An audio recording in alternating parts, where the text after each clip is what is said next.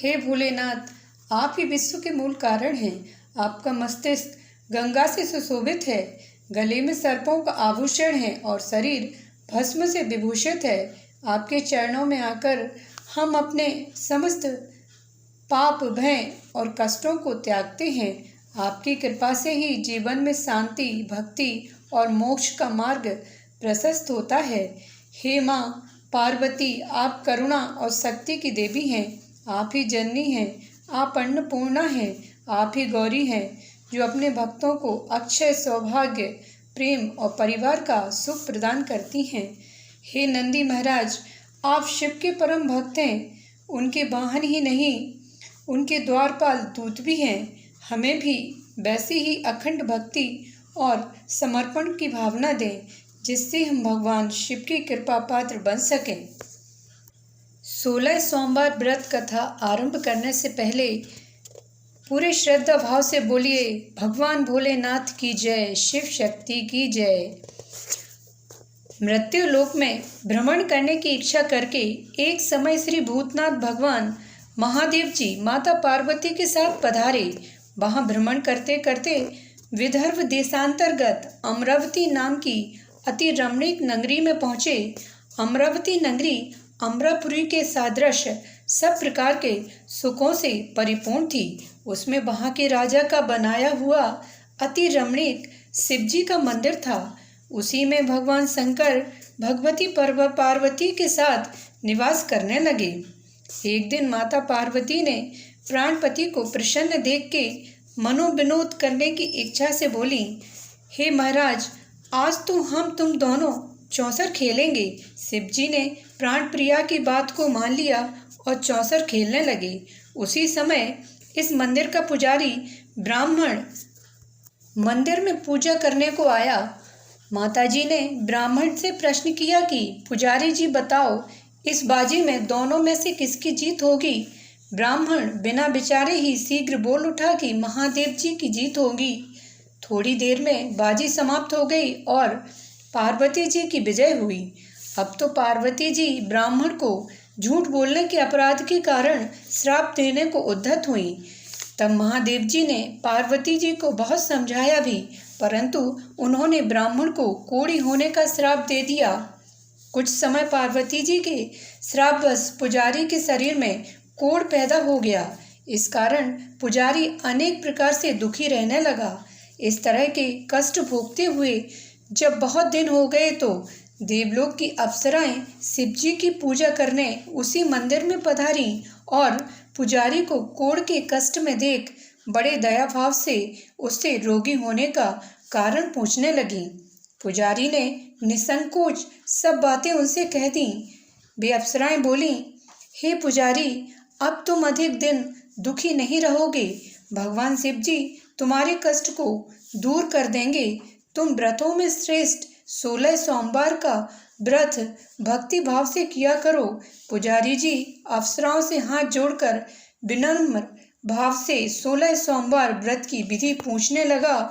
अप्सराएं बोली कि जिस दिन सोमवार हो उस दिन भक्ति के साथ व्रत करें। स्वच्छ वस्त्र पहने, आधा सेर गेहूं का आटा लें, उसके 3 अंगा बनाएं और घी, गुड़, दीप, नैवेद्य, पुंगीफल, बेलपत्र, जनेऊ, जोड़ा, चंदन, अक्षत, पुष्प आदि के द्वारा प्रदोष काल में भगवान शंकर का विधि से पूजन करें।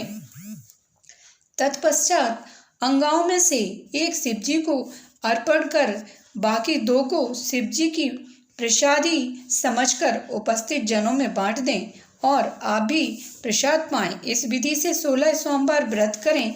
तत्पश्चात 17वें सोमवार के दिन 1.25 सेर पवित्र गेहूं के आटे की बाटी बनावें।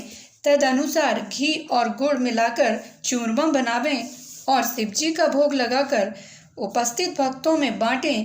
पीछे आप सकुटुंब प्रसादी लें तो भगवान शिवजी की कृपा से तुम्हारी मनोरथ पूर्ण हो जाएंगे। ऐसा कहकर अप्सराएं स्वर्ग को चली गईं। ब्राह्मण ने यथाविधि 16 सोमवार व्रत किया तथा भगवान शिवजी की कृपा से वह रोग मुक्त होकर आनंद से रहने लगा। कुछ दिन बाद जब फिर शिवजी और पार्वती जी उस मंदिर में पधारे, तब ब्राह्मण को निरोग देख पार्वती जी ने ब्राह्मण से रोग मुक्त होने का कारण पूछा तो ब्राह्मण ने 16 सोमवार व्रत कथा की सब बात कह दी। पार्वती जी ने अति प्रसन्न मन हो ब्राह्मण से व्रत की विधि पूछकर व्रत करने को तैयार हुई। व्रत करने के बाद उनकी मनोकामना पूर्ण हुई तथा उनके रूठे पुत्र स्वामी कार्तिकेय स्वयं माता के आज्ञाकारी हुए। अब कार्तिकेय जी को अपने यह विचार परिवर्तन का रहस्य जानने की इच्छा हुई और माता से बोले, हे माता जी, आपने ऐसा कौन सा उपाय किया जिससे मेरा मन आपकी ओर आकर्षित हुआ। तब पार्वती जी ने वही 16 सोमवार व्रत कथा उनको सुनाई। स्वामी कार्तिकेय जी बोले कि इस व्रत को मैं भी करूँगा क्योंकि मेरा प्रिय मित्र ब्राह्मण बहुत दुखी दिल से परदेश गया है, हमें उससे मिलने की बहुत इच्छा है। तब कार्तिकेय जी इस व्रत को करना आरंभ कर दिया और उनका प्रिय मित्र उन्हें मिल गया। मित्र ने इस आकस्मिक मिलन का भेद कार्तिकेय जी से पूछा तो वे बोले, हे मित्र, हमने तुम्हारे मिलने की इच्छा से 16 सोमवार का व्रत किया था। अब तो ब्राह्मण मित्र को भी अपने विवाह की बड़ी इच्छा हुई। कार्तिकेय जी से व्रत की विधि पूछी और यथाविधि व्रत किया। व्रत के प्रभाव से जब वह किसी कार्यवश विदेश गया तो वहाँ के राजा की लड़की का स्वयंवर था। राजा ने प्रण किया था कि जिस राजकुमार के गले में सब प्रकार से श्रृंगारित हाथनी माला डालेगी, मैं उसी के साथ अपनी प्यारी पुत्री का विवाह कर दूंगा। शिव जी की कृपा से ब्राह्मण भी स्वयंवर देखने की इच्छा से राजसभा में एक ओर बैठ गया। नियत समय पर हथनी आई और उसने जयमाला उस ब्राह्मण के गले में डाल दी। राजा की प्रतिज्ञा के अनुसार बड़ी धूमधाम से कन्या का विवाह उस ब्राह्मण के साथ कर दिया गया और ब्राह्मण को बहुत सा धन और सम्मान देकर संतुष्ट किया। ब्राह्मण सुंदर राजकन्या पाकर सुख से जीवन व्यतीत करने लगा। एक दिन राजकन्या ने अपने पति से प्रश्न किया, हे प्राणनाथ, आपने ऐसा कौन सा भारी पुण्य किया जिसके प्रभाव से हथिनी ने सब राजकुमारों को छोड़कर आपको वरण किया। ब्राह्मण बोला, हे प्राण प्रिय, मैंने मित्र कार्तिकेय के कथानुसार 16 सोमवार का व्रत किया था जिसके प्रभाव से मुझे तुम जैसी रूपवान पत्नी प्राप्त हुई है। व्रत की महिमा को सुनकर राजकन्या को बड़ा आश्चर्य हुआ और वह भी पुत्र की कामना करके व्रत करने लगी। शिव जी की दया से उसके गर्भ से एक अति सुंदर धर्मात्मा और विद्वान पुत्र उत्पन्न हुआ। माता पिता दोनों उस देव पुत्र को पाकर अति प्रसन्न हुए और उसका लालन पालन भली प्रकार से करने लगे। जब पुत्र समझदार हुआ तो एक दिन अपने माता पिता से प्रश्न किया, हे माँ, तुमने कौन सा व्रत एवं तप किया है जो मेरे जैसा पुत्र तुम्हारे गर्भ से उत्पन्न हुआ है। माता ने पुत्र का प्रबल मनोरथ जानकर अपने किए हुए 16 सोमवार व्रत को विधि सहित पुत्र को बताया। पुत्र ने ऐसे सरल व्रत को और सब तरह के मनोरथ पूर्ण करने वाला सुना तो वह भी इस व्रत को राज्य अधिकार पाने की इच्छा से हर सोमवार को यथा विधि व्रत करने लगा। उसी समय एक देश के वृद्ध राजा के दूतों ने आकर उसको राजकन्या के लिए वरण किया। राजा ने अपनी पुत्री का विवाह ऐसे सर्वगुण संपन्न ब्राह्मण युवक के साथ करके बड़ा सुख प्राप्त किया। वृद्ध राजा के दिवंगत हो जाने पर यही ब्राह्मण बालक गद्दी पर बैठ गया, क्योंकि दिवंगत राजा के कोई पुत्र नहीं था। राज्य का उत्तराधिकारी होकर भी वह ब्राह्मण पुत्र अपने 16 सोमवार के व्रत को करता रहा। जब 17वां सोमवार आया तो विप्र पुत्र ने अपनी प्रियतमा से सब पूजन सामग्री लेकर शिव पूजा के लिए शिवालय चलने को कहा, परंतु प्रियतमा ने उसकी आज्ञा की परवाह नहीं की। दास दासियों द्वारा सब सामग्रियां शिवालय भिजवा दी और आप नहीं गई। तब राजा ने शिव जी का पूजन समाप्त किया। तब एक आकाशवाणी राजा के प्रति हुई। राजा ने सुना कि हे राजा, अपनी इस रानी को राजमहल से निकाल दे, नहीं तो यह तेरा सर्वनाश कर देगी। आकाशवाणी को सुनकर राजा के आश्चर्य का ठिकाना नहीं रहा और तत्काल ही मंत्रणा गृह में आकर सभासदों को बुलाकर पूछने लगा कि हे मंत्रियों, मुझे आज शिवजी की वाणी हुई है कि राजा तू अपनी इस रानी को निकाल दे, नहीं तो ये तेरा सर्वनाश कर देगी। राज्यसभा में मंत्री आदि सब बड़े विस्मय और दुख में डूब गए, क्योंकि जिस कन्या के कारण राज मिला है, राजा उसी को निकालने का जाल रच रहा है। यह कैसे हो सकेगा? अंत में राजा ने उसे अपने यहाँ से निकाल दिया।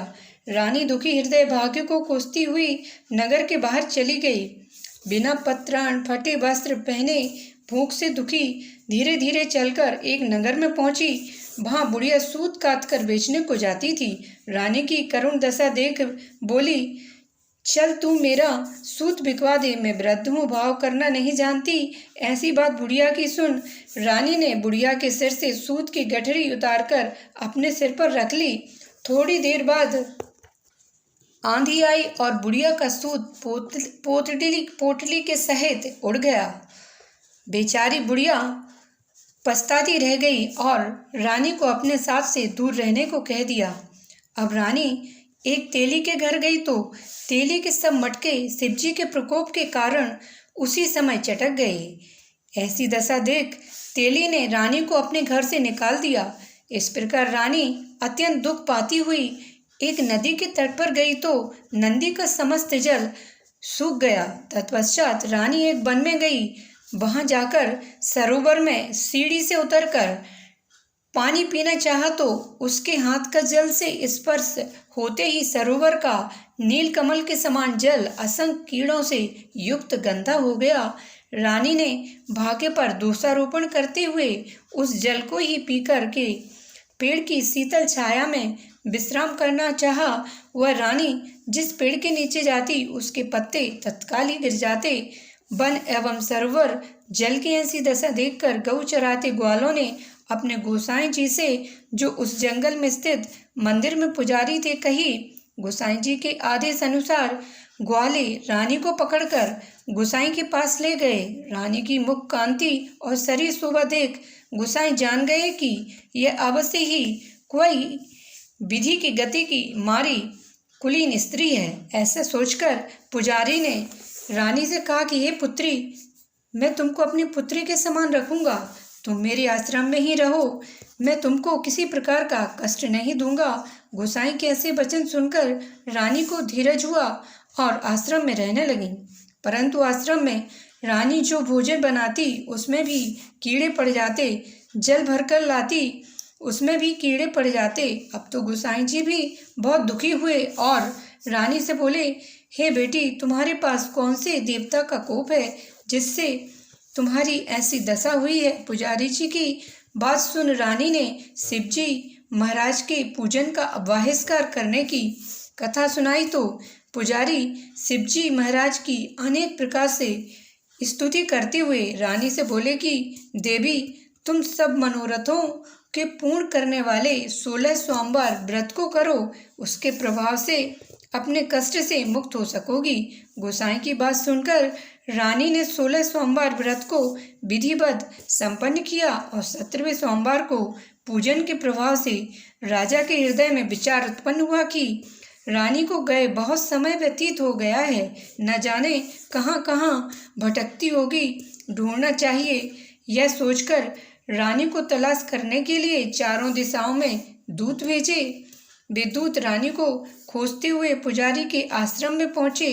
वहाँ रानी को पाकर पुजारी से रानी को मांगने लगे, परंतु पुजारी ने उनसे मना कर दिया। तब दूत चुपचाप लौटे और आकर महाराज के सम्मुख रानी का पता बतलाया। रानी का पता पाकर राजा स्वयं पुजारी के आश्रम में गए और पुजारी से प्रार्थना करने लगे कि महाराज, जो देवी जी आपके आश्रम में रहती हैं वह मेरी पत्नी है। शिवजी के कोप से मैंने इनको त्याग दिया था। अब इस पर से शिव का प्रकोप शांत हो गया है, इसलिए मैं इन्हें लेने आया हूँ। आप इनको मेरे साथ जाने की आज्ञा दे दीजिए। गोसाई जी ने राजा के वचन को सत्य समझकर रानी को राजा के साथ जाने की आज्ञा दे दी। गोसाई की आज्ञा पाकर रानी प्रसन्न होकर राजा के साथ महल में आई। नगर में अनेक प्रकार के बधावे बजने लगे। नगर निवासियों ने नगर के दरवाजे तथा नगर को तोरण बंधनवारों से विविध विधि से सजाया। घर में मंगलगान होने लगे। पंडितों ने विविध वेद मंत्रों का उच्चारण करके अपनी राजरानी का स्वागत किया। ऐसी अवस्था में रानी ने पुनः अपनी राजधानी में प्रवेश किया। महाराज ने अनेक तरह से ब्राह्मणों को दान आदि देकर संतुष्ट किया। याचकों को धन धान्य दिया। नगरी में स्थान स्थान पर सदा व्रत खुलवाए जहाँ भूखे लोगों को भोजन मिलता था। इस प्रकार से राजा शिव जी की कृपा का पात्र हो राजधानी में रानी के साथ अनेक तरह के सुखों का भोग करने के पश्चात शिवपुरी को पधारे। ऐसे ही जो मनुष्य मनसा वाचा कर्मठा द्वारा भक्ति सहित 16 सोमवार का व्रत पूजन इत्यादि विधिवत करता है, वह इस लोक में समस्त सुखों को भोगकर अंत में शिवपुरी को प्राप्त होता है। यह व्रत सब मनोरथों को पूर्ण करने वाला है। अब हम सभी मिलकर भगवान भोलेनाथ की आरती करते हैं। ओम जय शिव ओंकारा, प्रभु जय शिव ओंकारा, ब्रह्मा विष्णु सदाशिव अर्धांगी धारा। ओम जय शिव ओंकारा। एकानन चतुरानन पंचानन राजे, शिव पंचानन राजे, हंसाशन गरुणाशन वृषवाहन साजे। ओम जय शिव ओंकारा। दो भुज चार चतुर्भुज, 10 भुज अति सोहै, प्रभु 10 भुज अति सोहै, तीनों रूप निरखता त्रिभुवन जन मोहै। ओम जय शिव ओंकारा।